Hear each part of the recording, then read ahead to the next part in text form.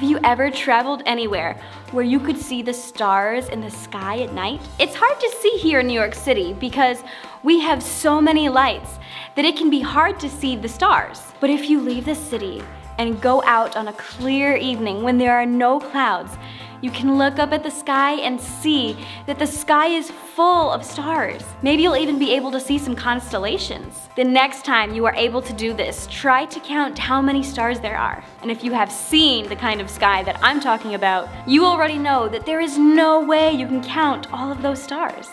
There are too many. Or you can try going to the beach and counting all the sand. There is no way anyone could do that. In today's Bible story, God promises to give someone something and give them as many as the stars in the sky and sand at the beach.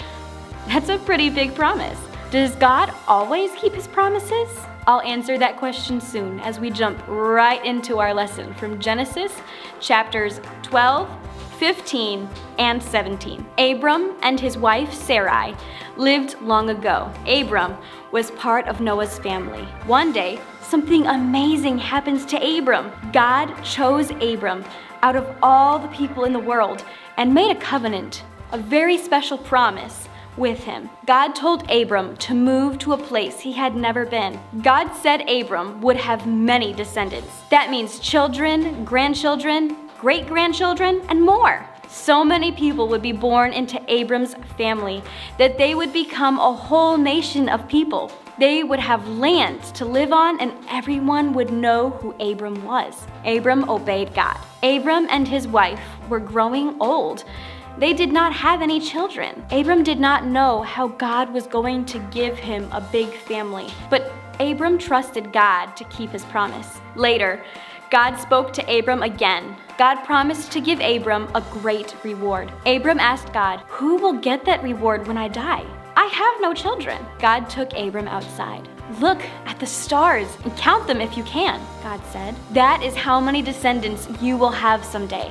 Abram and his wife were getting old. How would they have a baby? But Abram believed that it would happen because God said that it would happen. God promised to give Abram land too. God made a special ceremony to show Abram that he would keep his covenant. First, God told Abram to bring some animals: a cow, a goat, a ram, a turtle dove, a pigeon. Abram followed God's instructions. When the sun had set and it was dark, a smoking fire pot and a flaming torch appeared and passed between the animals. God showed that keeping the covenant was his job, not Abram's. When Abram was 99 years old, God talked to him again. "I am changing your name to Abraham. You will be the father of many children, grandchildren, and great-grandchildren," God said. "They will become many nations, and some of them will be kings. I will give them the land where you are living, and I will be their God. My promises will last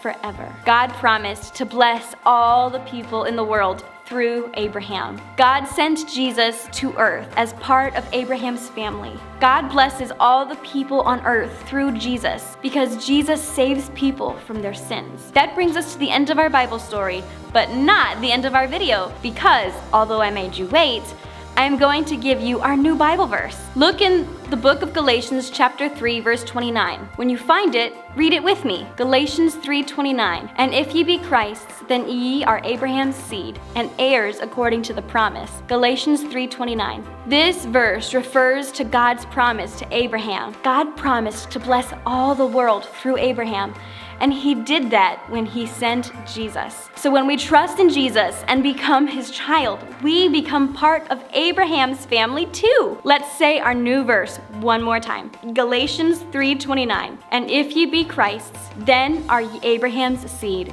and heirs according to the promise." Galatians 3:29. Make sure you work on that memory verse this week, and I'll see you again next week. Bye.